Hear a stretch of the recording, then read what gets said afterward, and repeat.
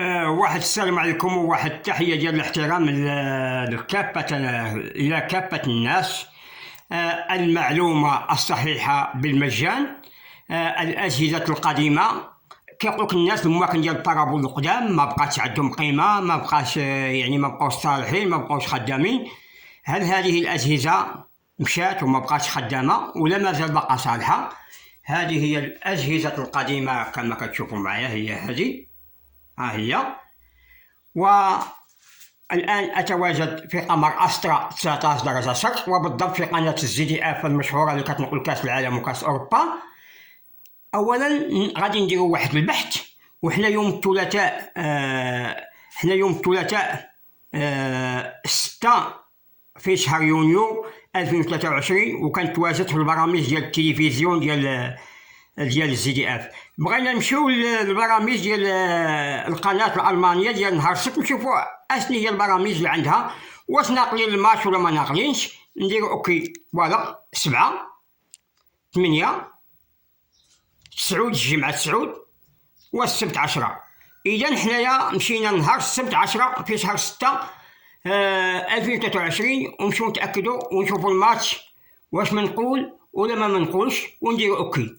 إذا هنا المعلومة الصحيحة تقول أن مباراة الفينال النهاية ديال الشامبيونز ليغ منقولة على قناة ZDF الألمانية. مانشستر سيتي في مواجهة الانتر ميلان عند 8 ديال الليل بالتوقيت ديال المغرب على ما أعتقد. وحقيقة مشكورة قناة ZDF اللي وضعت البرامج ديال التلفزيون ديالها. وهذه المباراة بإمكانك يا أخي تتابعها على ماكينة عادية.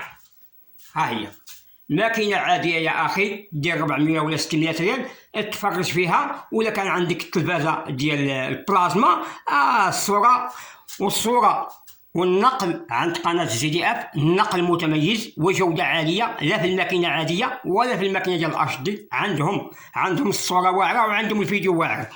إذا مقابلة المانشستر سيتي والانتر ميلان سوف تكون منقولة على قناة ZDF الألمانية تمام الساعة 8 ليلا. وإحنا دخلنا البرامج الألمانية اللي كانت ديال 10 في شهر 6 2023.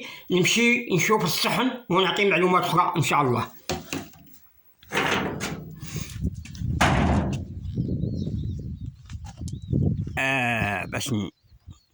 إذن هذا هو قمر أسترا. قمر أسترا 19 درجة شرق، أي يتواجد في جهة الشرق ب 19 درجة شرق 19.2. ولضبط القمر ومشاهدة مباراة النهاية ديال الشامبيونز ليغ ما بين مانشستر سيتي والانتر ميلان يجب ضبطه على أقوى تردد في القمر، مع باش تهبط الصحن واحد شي حاجة قليلة من نلصات شي 4 سنتيم ولا 5 سنتيم ولا 6 سنتيم، تهبط التبسيط وتعوز الراس عاشي شوية جهة الغرب ديال البارابول، وتحط التردد ديال المواكن العاديين اللي هو أقوى تردد في القمر ديال الأسترا 11953 على 27500 عمودي. إذن هذا هو القمر ديال الأسترا.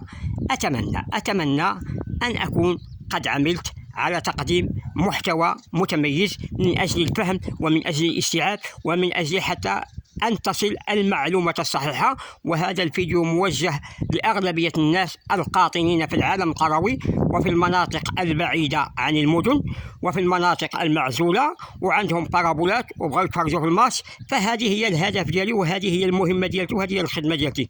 فعلوا هذا الفيديو والله يرحم الوالدين والله يجازيكم بخير. هذه هي الدعوة. الله يرحمكم.